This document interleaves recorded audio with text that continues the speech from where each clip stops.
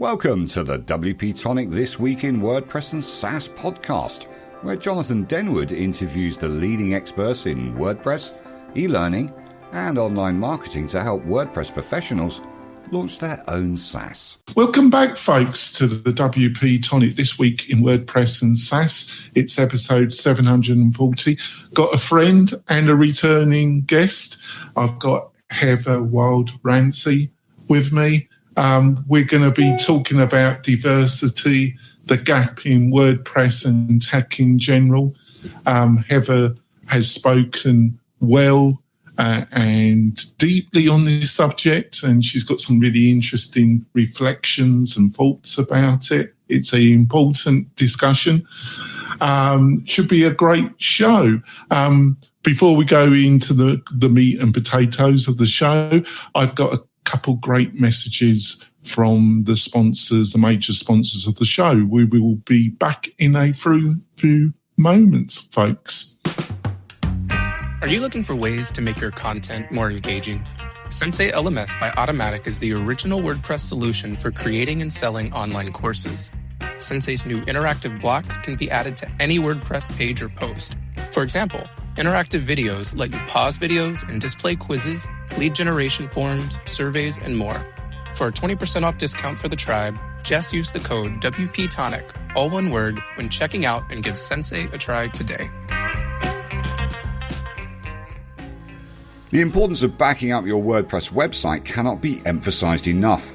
We use BlogVault to help us do this on a daily basis. With free staging, migrations, and on the Pro plans, malware scanning and autofix, BlogVault is the professional's choice when managing just one website or many. Go to blogvault.com and see for yourself. You seriously won't find a better, more complete solution. That's blogvault.com, blogvault.com. We're coming back, folks. Just want to point out I've got some great special deals from some of the sponsors. Plus, I've got a list of annotated recommendations of plugins and SaaS services that we at WP-Tonic uses. Got a great resource. Where can you go to get all these great resources? Well, it's quite simple. Go over to WP-Tonic/deals. WP-Tonic/deals.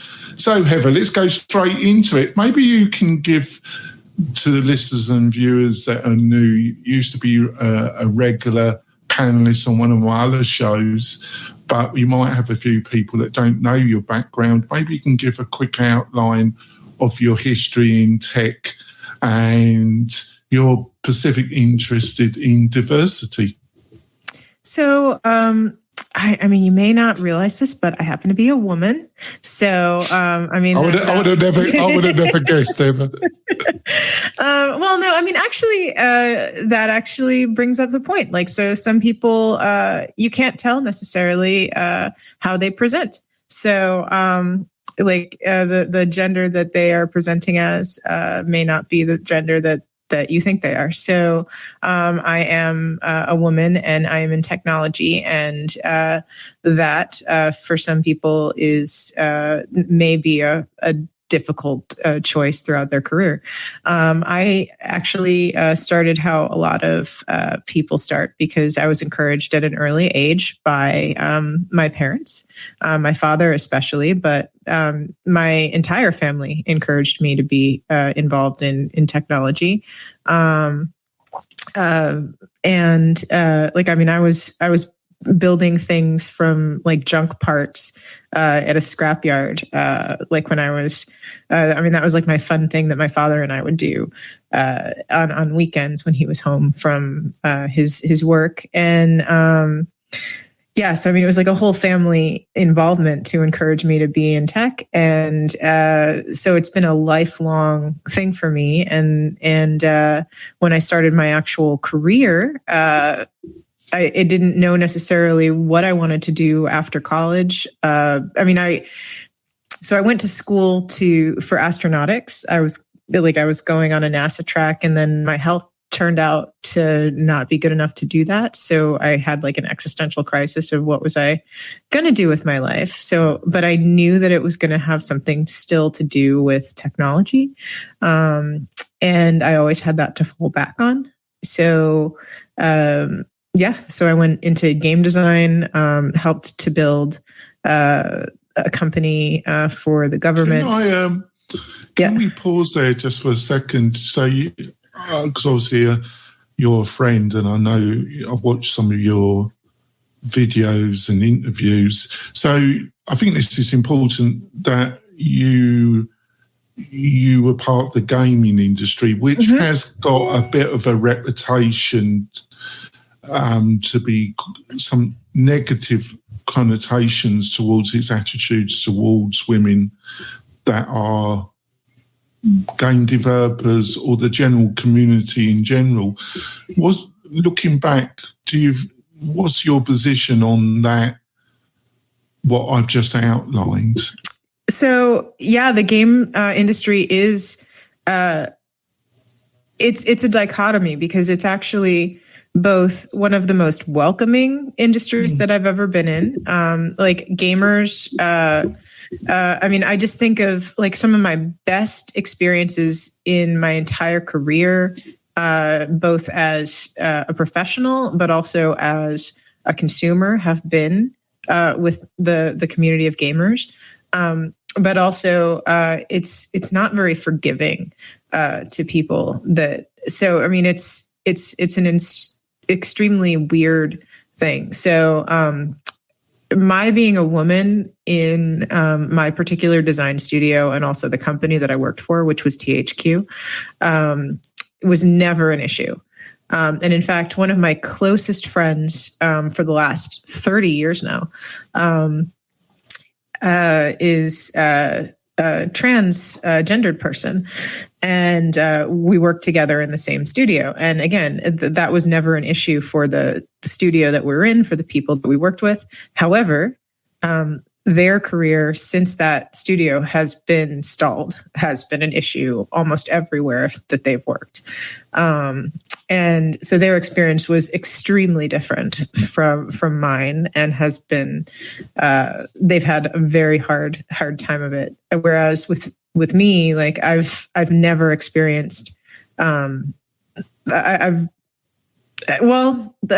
is to say, like, I started out as a booth babe, because it was the easy way to get into gaming, because you can, so a booth babe is somebody at conferences where, like if you have the body, you just wear the costume and you get people, you attract them to the booth. And at a game conference, you need to, like, Olivia Munn is a perfect example of this. You have to have the intelligence to continue to have the conversations with people once they get to the booth.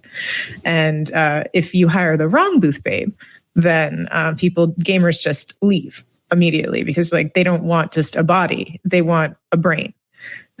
So you have to have the right combination of someone. Like they have to be a gamer, they have to be intelligent, and they also have to look cute in the costume. So I would fail at all three hurdles ever. Well, I know it's kind of a sexist thing, but that's just how it is.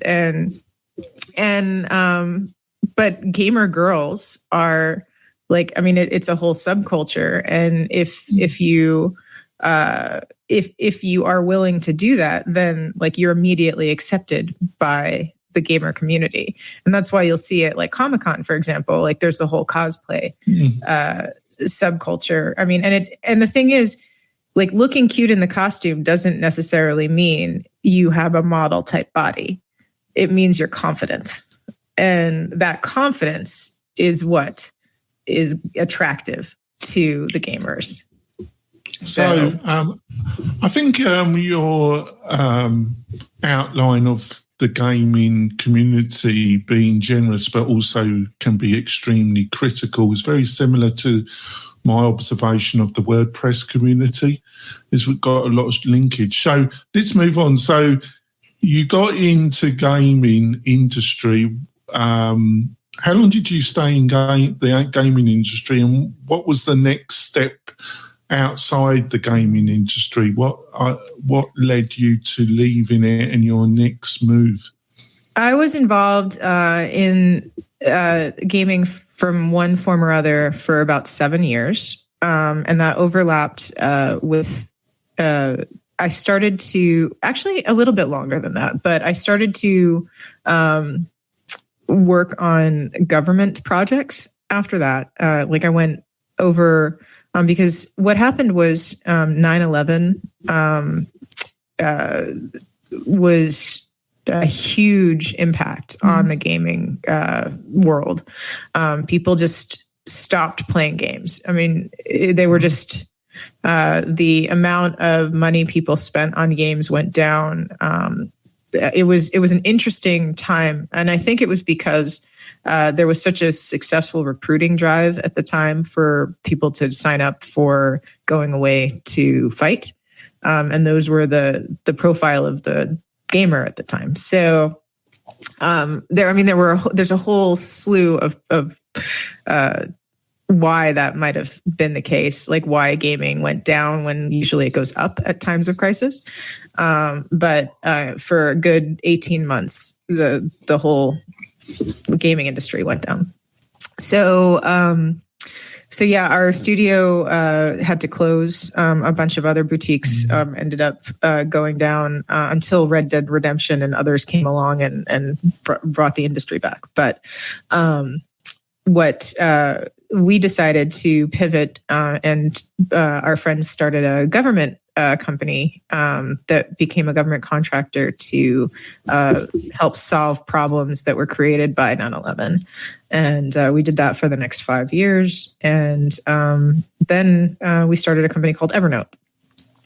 Yes, because that's one of the key areas that you're noted for, your early involvement with Evernote, isn't it?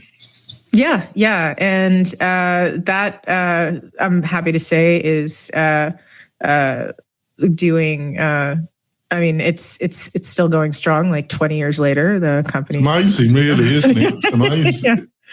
I mean, being able to build a company that people use every day, that helps their lives. That's always a great thing. So, and it's, but going from like having the background of thinking from game design and having that UI, and then moving into like government and thinking from like that enterprise security kind of understanding, and then building a note-taking platform, and productivity tools, like taking those two things together to create a beautiful software that is also like enterprise security minded, is it's all building on each other. Yeah. So just to quantify this, so you were in the early days of Evernote. I would imagine that not only was you on paid salary, you had some element of equity in the business. And obviously it got bought out. But since then, you've been involved in a number of startups, consultancy. So to say that you've got a very diverse and extensive understanding of the tech business would be a slight understatement. Yeah. No, I've been working as a consultant, an investor, and as a CTO for many years. Well, the reason why I've drawn this out, your background, is just to give an indication to the new listeners and viewers that you know your stuff, and you do know what you're talking about. Because I think in this particular subject that we're going to be covering, I personally think that's very important, Heather. And I think you agree on that.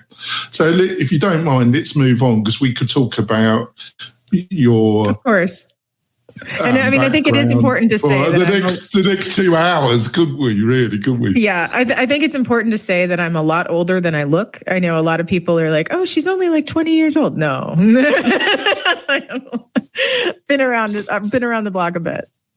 Yeah, I'm not going to pass any remark on that. So I'm in deep enough trouble anyway, Heather, with a certain team in WordPress. So let's go on, because let's go on to question 2 that I have given you. Obviously intellectually and morally, I think diversity is extremely important, but we live in a capitalist-driven society. That's just the fact of it. For its good parts and its bad parts. And in most companies, the bottom line is, does something generate more profit, more income for the business? I feel that diversity does help the bottom line. It does encourage the company to be more in pure economical terms. Improves the bottom line. What is your thoughts and reflection about some of the statements I've just made? Well, I mean, it's been proven that when you have a diverse board, for example, then you make decisions that are more universal for a company. So, I mean, because you're thinking about a broader picture with a larger perspective of users. However, conversely, there's a lot to say about when you're making decisions for strictly without emotion. When you bring in like an emotional perspective to a capitalist decision making, then you might make some decisions that are not truly fiduciarily responsible. So, from a capitalist perspective, having like one mind and not a committee is often the best way. From a human perspective, having that committee that it has diverse voices is ethically more responsible. So, it is that ethical dilemma, like how, like you can be a conscious capitalist, and the Quakers proved that you can have a successful company and be a conscious capitalist and have like diverse thought in building a company and still make money.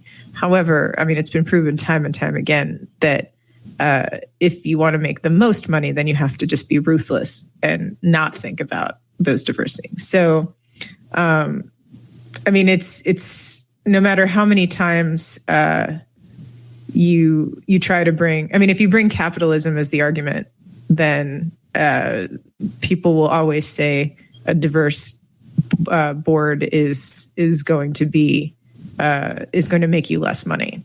And that is extremely controversial to say, but it is.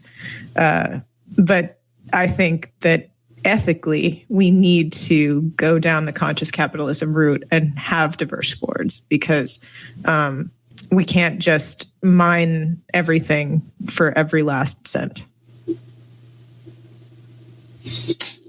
Oh, are you still there, Heather? Yeah, did you lose me? No, I'm sorry. I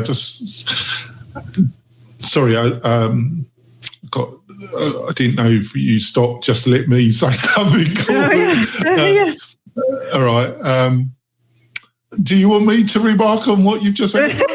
Please do. I know what I said is controversial. I told you this was going to be a controversial kind of day. By the way, listeners and viewers, if you're not really into a serious discussion about this topic, this isn't the podcast for you. And I'm not being disparaging there or flippant, because I am going to get a considerable amount of grief connected to this interview.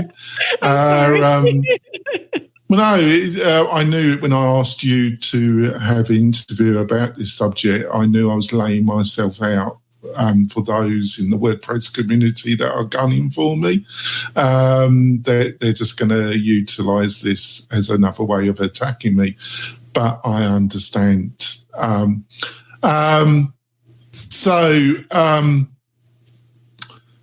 there's a lot, just my own reflection back what you just said. A lot in the VC and in Silicon Valley would say that you're being extremely naive here. I don't think that. I'm just being a advocate here.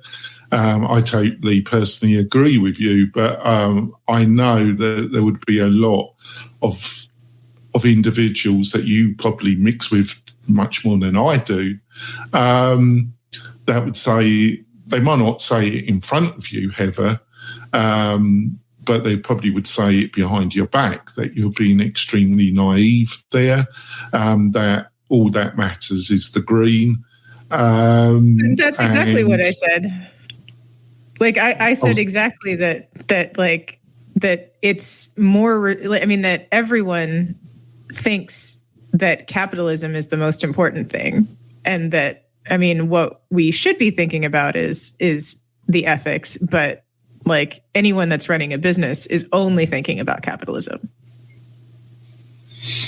Right, so I probably I'm not the brightest tool in the toolbox, so I've probably got the wrong reflection there.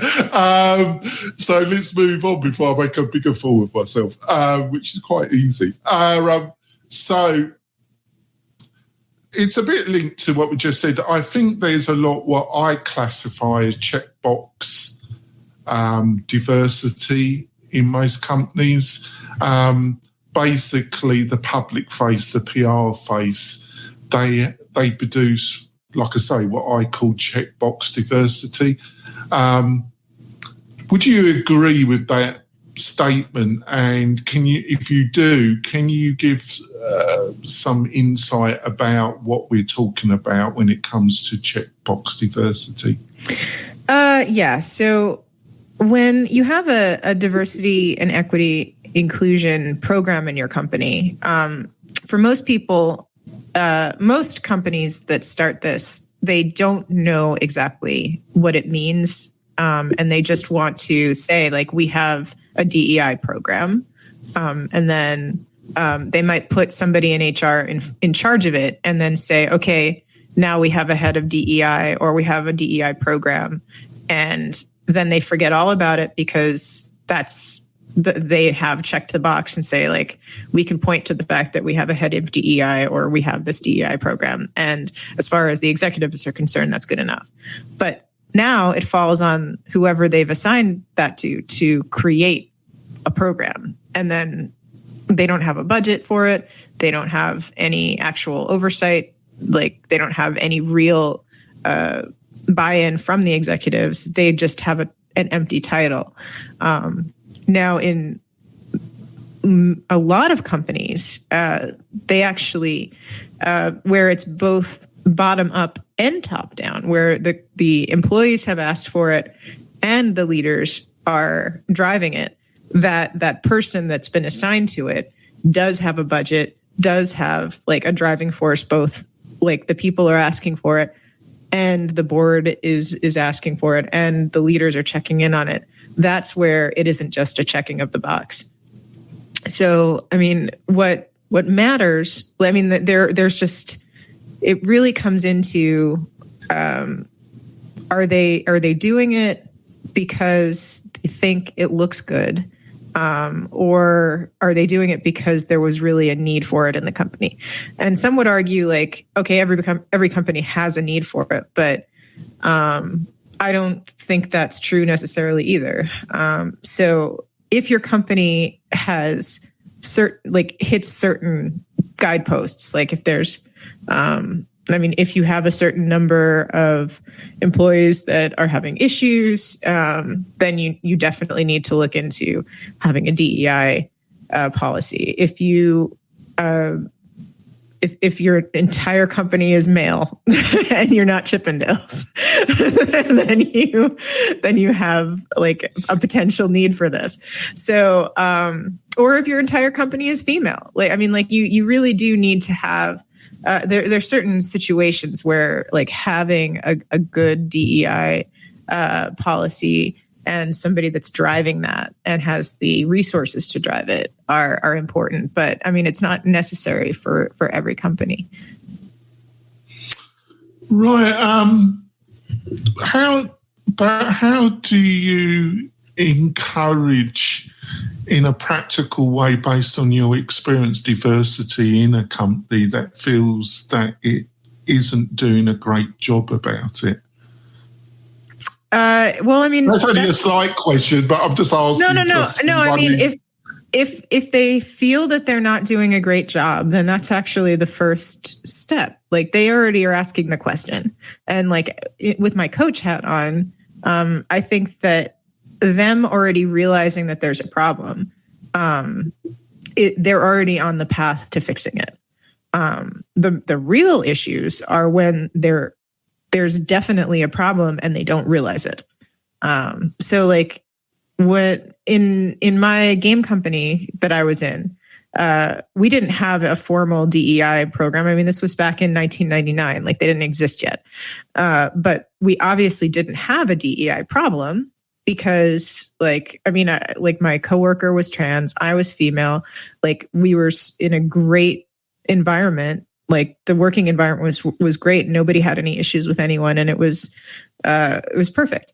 Whereas every other company my former coworker was at after that, there were obvious issues. They tried to report them, and there was no recourse for them.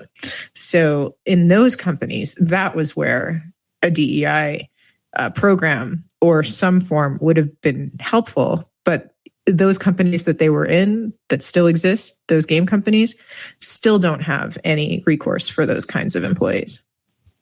So that's and those employees are asking for it, but it's just never been added. I'm surmising that is on purpose as well. They would rather lose employees because it's like one of the larger game companies, and they know that there's so many people to replace them. Yeah. Would you, I'm only surmising this before we go for our break. I'm surmising that one of the things that might contribute to a poor diversity in a culture that people from different backgrounds don't feel welcome, especially around tech, is what I see as really mixing personal and business together in what I consider a hot mess. What I mean by this, Heather, is the encouragement of the company being seen as a family. You know, literally you spend all your social time, all your friends are part of the company, that the company is an extension of a larger family, that you mix your work colleagues and you see them as your friends, and they're not really, which you learn very quickly as you mature. But especially in the tech industry, it was encouraged quite a lot, you know, that you could have subsidised meals. You had a gym at the place that you spent all your hours there. It was all one big kind of club. But the problem with that is if you're somebody that feels that you're not a member of the club, what's your reflection of what I've just outlined?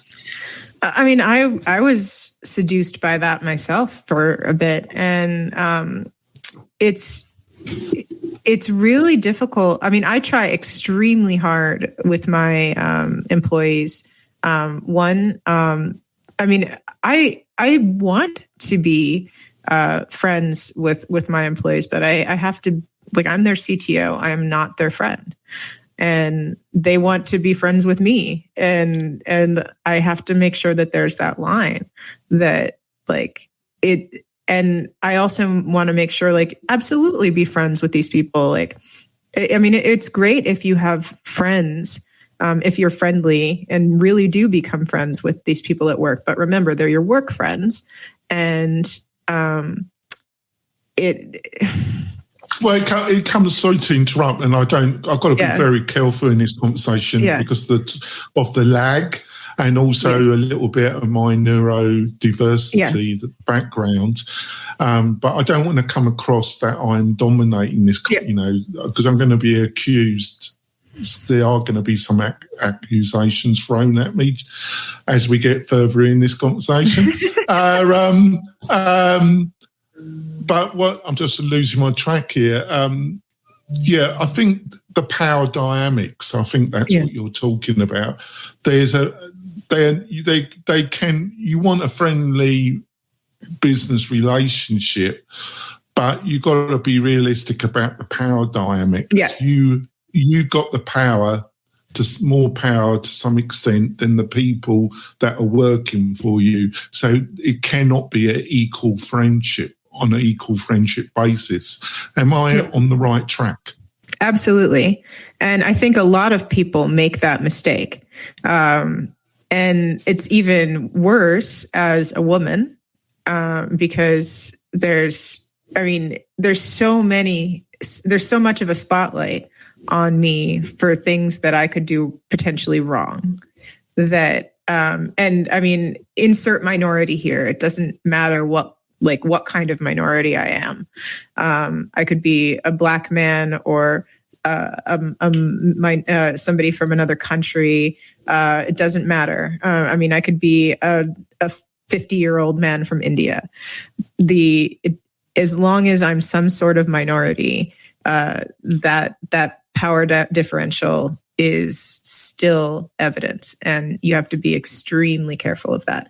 But I mean, when I was at Evernote, even just as a peer employee with other managers, I still had to be careful, because I was friends with these people at work, but I realized because I was so involved in the company, I didn't have time for friends outside of work. And then when I developed cancer, my entire friend base was at work, and they didn't have time to support me because they were busy with work. So thankfully, I'd started to build a friend base outside of work, but I'd only just started to build that. And thankfully, those friends were really, really strong already. And they were able to support me. And I realized this was unhealthy, this work cult scenario that I was in. And that's why. Would you agree in tech and in Solid, it was encouraged because it helped the bottom line, but it also has consequences. It does make the whole thing into a bit of a hot mess, doesn't it? Absolutely. And I mean, but it's accidental. It's not, I mean, it's encouraged for you to stay at work, to keep working, because again, it's that capitalist drives the bottom line, keeps you at your desk. But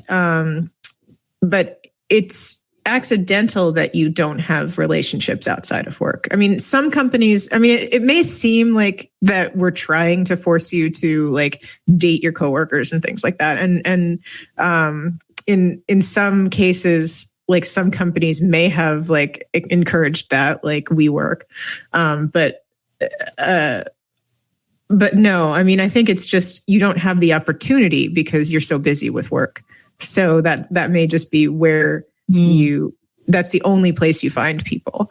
But I mean, the same thing happens at college. Like you end up finding because you're that's the only place you meet anyone.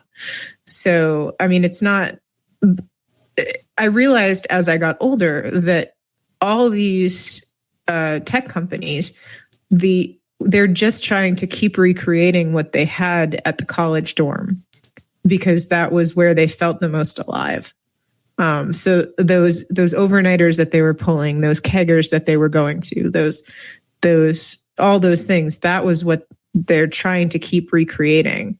And it's the frat boys specifically that are trying to recreate their college years, the best times of their lives, and then spread it out to everyone else.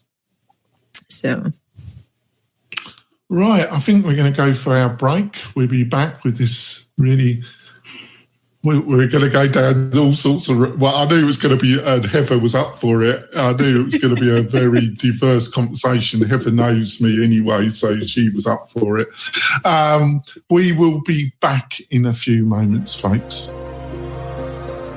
Hey, it's Spence from LaunchFlows.com. If you've been looking for a fast and easy way to create powerful sales funnels on WordPress, then look no further than LaunchFlows. In just minutes, you can easily create instant registration, upsells, downsells, order bumps, one-click checkouts, one-time offers, custom thank you pages, and best of all, no coding is required. For as little as $50 per year, you can own and control your entire sales funnel machine with LaunchFlows. Get your copy today. This podcast episode is brought to you by Lifter LMS. the leading learning management system solution for WordPress. If you or your client are creating any kind of online course, training-based membership website, or any type of e-learning project, Lifter LMS is the most secure, stable, well-supported solution on the market.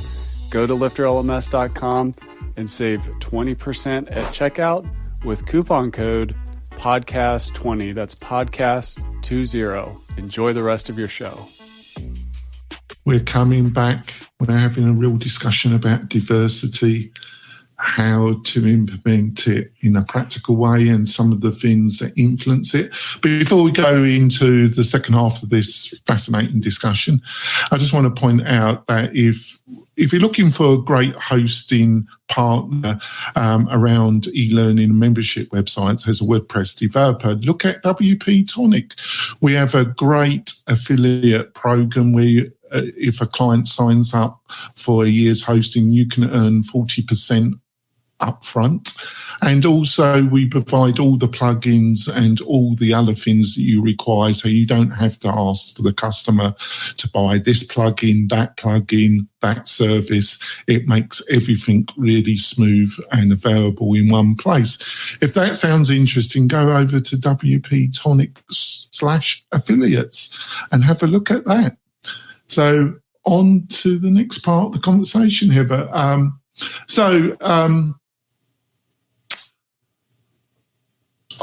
can you give some quick things that you've seen a company do? Let's say they've identified that they're not doing fantastic when it comes to diversity. Are there any one or two things based on your extensive experiences that they can do that in let's give it a 3-month, 6-month, year, where there could be some measurable, tangible improvement in the situation? Or is it just too complicated? All you can do is just apply best practices and monitor them by the higher management. Are we dealing with that type of scenario? Well, one of the things is if you have any new positions that you're hiring for, make sure that your job descriptions are diversely written. Use non-gendered language so that it's not so that you're not hiring for. I mean, it's a delicate balance to make sure that you're not hiring for one gender or another in your job description. Also, make sure that you're only asking for specific skills that you actually need and not for requirements on things that aren't necessary. So like in my postings, I don't ask for any number of years of experience in anything. I don't ask for certain degrees unless they're absolutely required for something. But I will ask for certifications in something if they're relevant. But I'm looking for a candidate. I'm not looking for. I recognize that candidates don't all have the same privileged backgrounds to be able to go to like a Harvard or even a state school. Like state schools are expensive, and you might not have the same background to get there. But if you're not in the phase to hire somebody new, then take a look at who are in your management positions and how did they get there. Because the people that are your managers are generally the ones that are making decisions on who gets assignments for work, what types of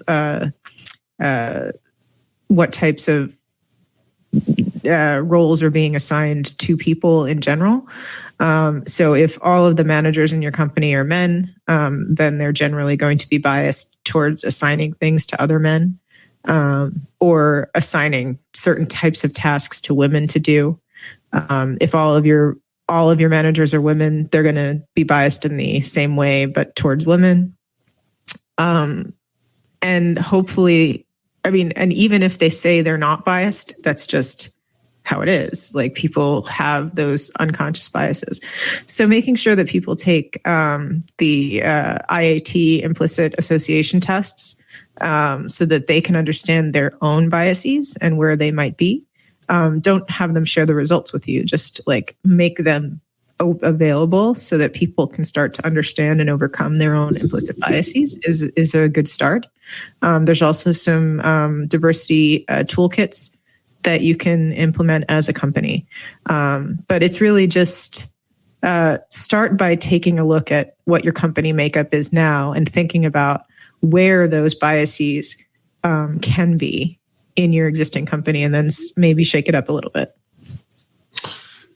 That was fantastic. Thank you for that, Heather. But also, what does, in my opinion, the actual culture, genetics and culture are the two, genetics, your parents, and your culture are the dominant factors of how you see the world, in my opinion. How does this whole scenario that we've outlined, is it driven by the founders and the CEO and the chief financial officer of a company when it comes to this? It depends on the company. I mean, like, as the CTO, I always feel like I'm the guardian of culture in the company because I'm developing products and I have to build the ethics of the company into the products that we deliver. And so I'm always having conversations with our CEO, and then arguing with the COO, who happens to be our, I'm on board with our CFO. Like, the CFO is behind me 100% on all of our security decisions and our ethics decisions. But we still have to talk to the COO and CEO about these things too. But I'm lucky that I have a CFO that backs me up on all of our decisions, and I don't have to argue with them. But it's not the same in every company. The CFO is usually like, I don't care about security because we can just pay the insurance fine later, and it's usually cheaper than whatever it's going to cost. And I mean, I don't care about building in security. And I mean, any CTO that's listening to this has heard the exact same thing. But I mean, like, me talking about cyber liability insurance to a room full of CTOs, you'll hear a lot of them groan because, like, I'm sorry to interrupt, but wouldn't you also hear that conversation when it comes to diversity? You know, we've got insurance, we can cover ourselves to a certain degree. I've heard that same thing. Yeah. I mean, but it all comes down to, like, there's an app that is hitting the waves today that goes both to diversity and cyber liability. I can't remember the name of it, but it's like the big new meme generator kind of, where you can upload your picture and it uses AI to generate like a new version of yourself, and we'll find it and put it in the links. Oh, I definitely need that, Heather. Yeah. But I mean, the thing is, because of the ethics involved in who programmed it, it's biased towards like an anglicized, like, white version of like what is beauty. So like, if you upload a black face, like a black person to it, it's going to like whiten their face to make them more beautiful. If you upload a child's face to it, it's going to like add like breasts and things to it because it's going to make them like. So the ethics involved in designing this app, it wasn't thought through. They didn't, all they were thinking about was like, how much money are we going to make? And like, are people going to pay for it? And the thing is, they absolutely are making a lot of money, and it doesn't matter how many lawsuits they get because they have insurance for that. Yep. That was, you touched some subjects there. Well, let's move on. So let's wrap it up, and then we can let's go through a couple of quick questions. Like I like to end with a guest, and then maybe we can have some bonus content where we talk about some other topics around this. How does that sound, Heather? So I always like this question. If you had a time machine and you could go back to your early years of your involvement in tech, and you could coach yourself or mentor yourself, would there be one or two things that you wish you knew now that you knew back then? I always say the same thing, buy Google. But no, other than that. Buy Apple. Don't you read Apple? Both of them. But other than that, it's just stay the course. Don't change anything, because I like who I am now. And I wouldn't be who I am if I hadn't gone through all of the things that I've been through. So no matter how hard it gets, no matter what you've been through, just you've made the right decisions every step of the way. Yeah, I think that's the interesting thing about it, because obviously those experiences, if you didn't have those experiences, you wouldn't be the person you are now, would you? So that is the problem with the time machine, isn't it? So are there any kind of books, websites, online resources, people that you follow that you think have some great ideas and knowledge that you would like to share with the audience? Apart from, maybe you should mention your own great book, actually. It's quite a good read, isn't it? I wrote my own book. It's called Birth of a Unicorn, and it's a real fun book. It puts you in the seat of what would you do if you were in this kind of position. A book that has always been very helpful is called The 4 Agreements by Don Miguel Ruiz. It's about agreements you should make with yourself to live your best life. That one's always good. Another one is Mindset. The Psychology of Success by Carol Dweck. And I like also Enchantment by Guy Kawasaki. So that's great. Those should be good. Thank you so much, Heather. What's the best way for people to find out more about you and some of your ideas, Heather? You can reach me at Heatheriel on all the socials, and Heatheriel.com. We're going to end the podcast part of the show, folks. We're going to continue this discussion for another 10, 15 minutes. We're going to talk about diversity. Also, maybe if Heather's up to it, talk about race in tech as well. You'll be able to watch the whole interview on the YouTube channel, the WP-Tonic YouTube channel. So go over there and also subscribe. It does really support the show, interviews like this, which I think are quite unique, actually. You won't find them anywhere else in the WordPress SaaS space, hopefully. And we'll be back next week with another great guest. We'll see you soon, folks. Bye. Hey, thanks for listening. We really do appreciate it. Why not visit the Mastermind Facebook group? And also, to keep up with the latest news, click wp-tonic.com/newsletter. We'll see you next time.